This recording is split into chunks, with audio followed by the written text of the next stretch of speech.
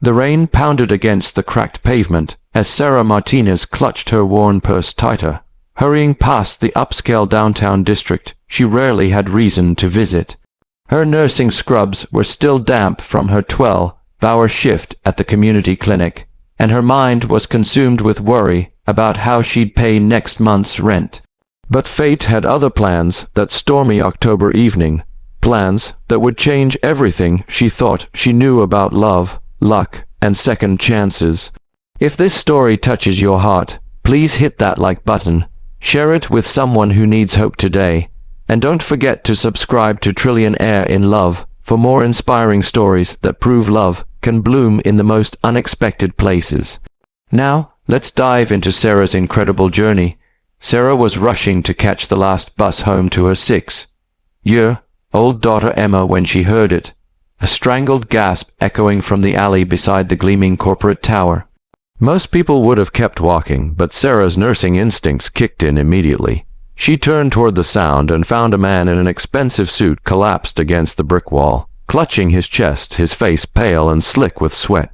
Sir, can you hear me?" Sarah dropped to her knees beside him, her trained hands already checking his pulse. It was rapid and irregular. His breathing was shallow, labored, classic signs of a heart attack. The man's eyes fluttered open, unfocused and filled with pain. I can't," he gasped. "Don't talk. Save your strength," Sarah commanded, already pulling out her phone to call 911, but her old phone had no signal in the alley. Without hesitation, she made a decision that would terrify most people. She started CPR right there on the wet pavement, rain soaking through her clothes as she worked to save a complete stranger's life. "Come on, stay with me," she whispered between compressions, her voice steady despite her racing heart. She had no idea that the man beneath her hands was Daniel Harrison, CEO of Harrison Industries, worth over $50 million. All she saw was another human being who needed help. When the paramedics finally arrived, Sarah rode with him to the hospital, holding his hand and whispering encouragement. She stayed until the doctors assured her he was stable, then quietly slipped away before he regained full consciousness. She didn't leave her name, didn't ask for anything in return. She simply disappeared into the night, back to her small apartment where her babysitter was waiting with a sleeping Emma. 3 weeks later, Daniel Harrison was back on his feet and obsessed with finding the woman who had saved his life. The security cameras had been damaged by the storm, and the hospital had no record of her identity. All he remembered were kind brown eyes, gentle hands, and a voice that had anchored him to life when everything was slipping away. Meanwhile, Sarah was facing her own crisis. The clinic where she worked had suddenly closed due to budget cuts, leaving her unemployed with no warning. Her savings, what little she had, would last maybe 2 weeks. She spent sleepless nights at her kitchen table, surrounded by bills and job applications, wondering how she'd explain to Emma why they might have to move again. "Mommy, why are you sad?" Emma asked one morning, climbing into Sarah's lap with the innocent wisdom that only children possess. Sarah forced a smile, stroking her daughter's dark curls. "I'm not sad, Mija. Mom is just thinking about the nice man you helped." Sarah's breath caught. She hadn't told Emma about that night, but somehow her perceptive daughter had picked up on something. "What makes you say that? You talk in your sleep sometimes. You said something about staying strong and not giving up. It sounded like you were helping someone." Daniel's search led him through every hospital, clinic, and medical facility in the city. He hired private investigators, posted rewards, even had his assistant call every Sarah in the phone book. Nothing. It was as if his guardian angel had vanished completely. Then, by pure chance, he found her. He was visiting a community center to make a charitable donation, something he'd started doing more of since his near-death experience, when he heard a familiar voice. Sarah was there for a job fair, interviewing for a position at a senior care facility. The moment he saw her profile, those same gentle eyes that had looked down at him with such compassion, his heart nearly stopped all over again. "Excuse me," he said softly, approaching her as she finished her interview.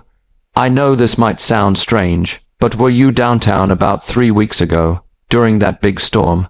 Sarah turned, and the recognition was instant and mutual. Her eyes widened, and her hand flew to her chest. You're okay. Thank God, you're okay. Thanks to you. Daniel's voice was thick with emotion. You saved my life, and then you disappeared. I've been looking for you everywhere. I didn't expect. I was just doing what anyone would do.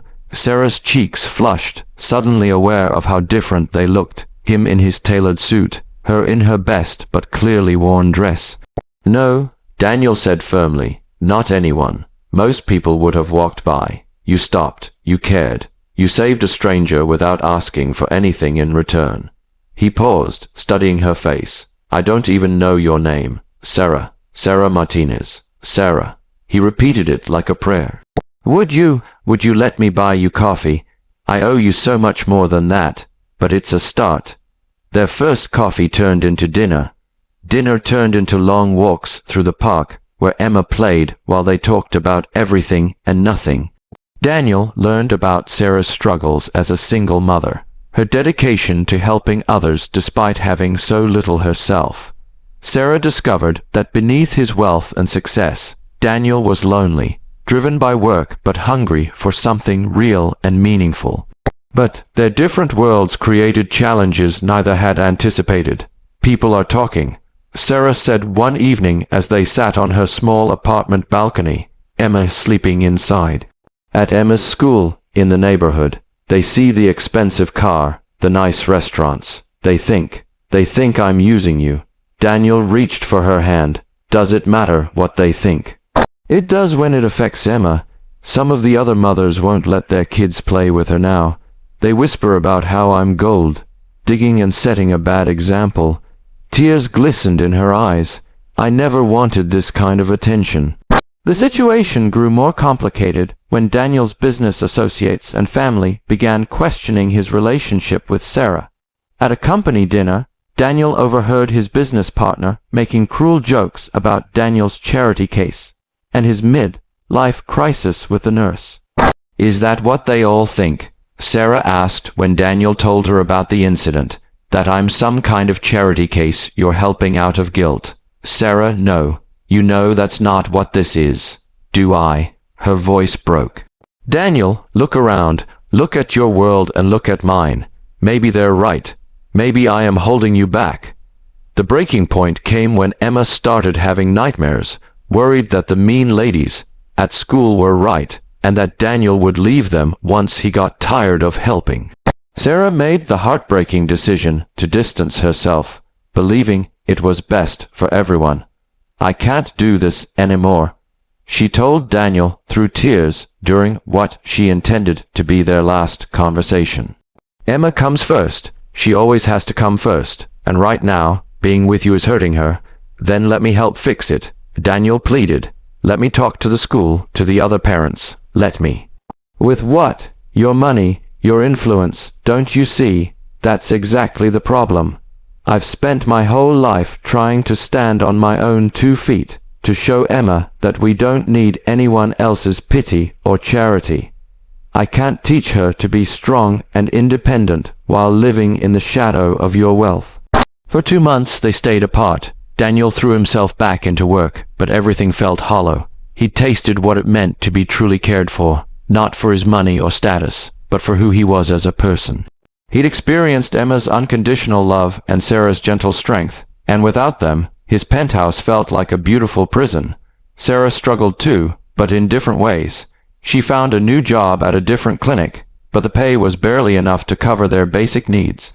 Emma asked about Daniel constantly, having grown attached to the kind man who had taught her to play chess and listened to her stories with genuine interest.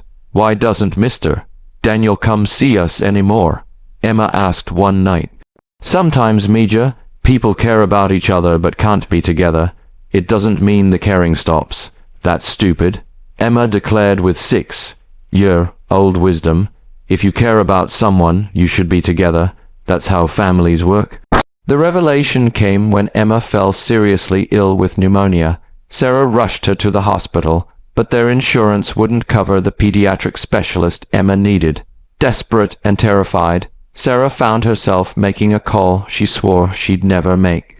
"Daniel, it's Sarah. I know I said. I know we agreed. But Emma's sick, and I don't know what else to do." Daniel was at the hospital within 20 minutes. He didn't just arrange for the best specialists. He stayed. He held Sarah while she cried, brought her coffee during the long night vigils, and read stories to Emma when she was strong enough to listen. When Emma's fever finally broke after 3 days, the first thing she said was, "I knew Mr. Daniel would come back. He promised he'd always be here when we really needed him." "When did he promise you that?" Sarah asked, surprised. "The last time he visited. He said that sometimes grown-ups have to be apart even when they love each other, but that real love never goes away. He said if I ever really, really needed him, he'd be there." Emma's small hand reached for both of theirs. And he was right. That night, as Emma slept peacefully for the first time in days, Daniel and Sarah finally had the conversation they should have had months earlier. "I've been an idiot," Sarah admitted. "I was so afraid of being seen as someone who needed rescuing that I forgot the most important thing Emma could learn from all this, which is that love isn't about what you have or what you can give someone else. It's about showing up. It's about being there when it matters." She looked at him through tears. "You showed up, Daniel, not with your money or your connections, but with your heart. You showed up for both of us." Daniel cupped her face gently. "And you showed up for me first, remember? On a rainy night when you had every reason to keep walking, you stopped. You saved my life in more ways than you know." 6 months later, Daniel proposed in the same hospital corridor where they'd reconciled, with Emma's enthusiastic approval and a ring that wasn't the biggest or most expensive he could afford, but one that Sarah had admired in a small local jewelry store window. Their wedding was simple, held in the community center where they'd first reunited, surrounded by the real family they'd built together, not just blood relatives, but the clinic staff who'd become Sarah's support system, Daniel's few genuine friends, and Emma, radiant in her flower girl dress, proud to officially become Emma Harrison. But the most meaningful moment came during Daniel's wedding speech, when he looked directly at Sarah and said, "You taught me that the richest life isn't measured by what you have in your bank account, but by who you have in your corner when life gets hard. You taught me that true wealth is having someone who sees you not for what you can provide, but for who you are when everything else is stripped away." As their story spread through the community and eventually online, it became a source of hope for countless others facing their own struggles. Daniel and Sarah established a foundation together, helping single parents get access to education and health care, proving that their love story was just the beginning of something much bigger. Years later, when Emma was graduating high school as valedictorian, she would say in her speech, "My mom taught me that helping others isn't about having everything, it's about giving what you can. My dad taught me that real success means lifting others up with you. Together, they taught me that love isn't a fairy tale where someone rescues you. It's a partnership where you rescue each other, every single day." Sarah and Daniel's story reminds us that sometimes the most profound connections come from the simplest acts of human kindness. That love doesn't always look like what we expect, and that the most beautiful relationships are built not on what we can give each other, but on who we become when we're together. Their journey proves that real love isn't about finding someone to complete you. It's about finding someone who inspires you to complete yourself while building something beautiful together. It shows us that vulnerability isn't weakness. It's the courage to be seen, to ask for help when you need it, and to accept love even when you feel unworthy of it. Most importantly, it reminds us that every day we have the choice to walk by or to stop and help. We have the choice to see differences as barriers or as opportunities to learn and grow. We have the choice to let fear keep us apart or to let love bring us together. If Sarah and Daniel's story moved you, please show your support by liking this video, sharing it with someone who needs to hear this message of hope, and subscribing to Millionaire in Love for more incredible stories that celebrate the power of unexpected love. Your engagement helps us reach more hearts and spread more hope. What did you think of their journey? Share your thoughts in the comments below. We read every single one and love hearing how these stories impact your lives. Remember, sometimes the person who changes your life forever is just one act of kindness away. Sometimes the love you've been searching for finds you when you're not looking, but when you're simply being the best version of yourself. And sometimes the most beautiful love stories begin not with a meet cute, but with someone choosing to care when they could have easily walked away.